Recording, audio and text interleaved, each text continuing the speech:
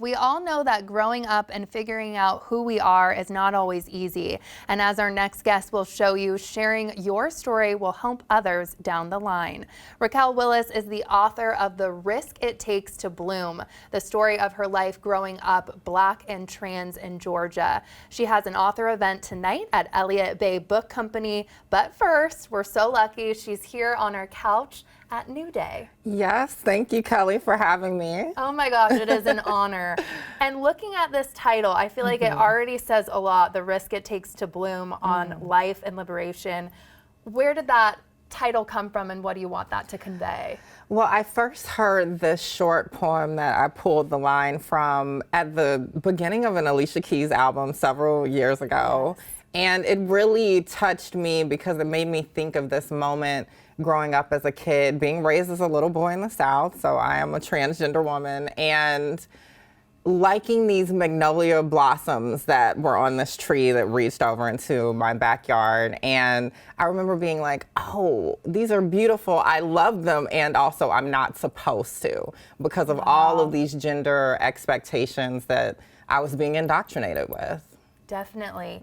And what do you want your story and people reading this, you know, to take away from this book? And I guess for people that might not know, if you could enlighten us a little bit on your story. Yeah, so as you said, I grew up in Augusta, Georgia, in a very traditional Southern Black family, you know, which was beautiful and glorious. Yes. And also I grew up very Catholic. So that means there were a lot of layers of expectations, and as I was getting older and dealing with bullying from peers, learning that I was some kind of different, eventually I would learn, oh, I was queer, or later on, trans in college. I was really just dealing with this feeling of, how am I going to craft a life full of joy that was as full as I deserved it to be? And what I most hope people take from the story is not that it's a trans narrative or even necessarily a Black narrative, although I'm very proud of those elements of my life and experience.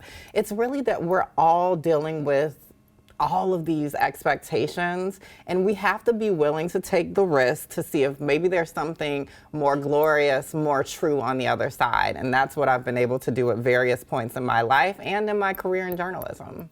That is amazing, and I want to talk about that too. So there's a chapter in there where you come out to your family, and in particular with your father, that didn't go well. Do you think it was, you know, religious kind of views and stuff? You were raised Catholic, is that correct? Well, I think it's a mixture of so many things. So I don't want to put all the blame, I think, on Catholicism and religion, because of course we know there are pockets of all religions where there is some affirmation of queerness and difference.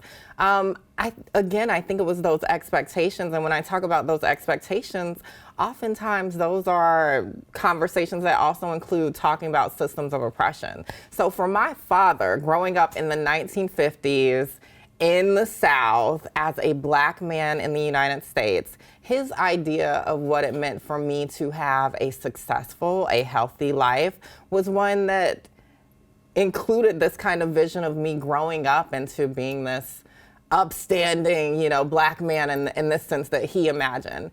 But of course, that wasn't my path. I was queer, you know, I liked boys growing up, so that was the thing I knew. But I also dealt with these feelings laying in bed praying to God as early as like 9 years old, that I would wake up and be a girl. This would all make sense, right? Which is not a gay experience, which I had to learn later. And also, of course, dealing with the bullying around being too feminine and being told I needed to butch it up, even by my father. So I think all of those things are things that my dad tried to correct out of love, but you know, the truth rises to the surface, honey, if you allow it. And that's what I've been able to do. So powerful, and such an amazing message for so many people out there. And, you know, I feel like, too, we can talk about how much praise this book has gotten from some big names, Elliot Page, Selena Gomez. What does that mean to you, hearing all of these accolades already with this book?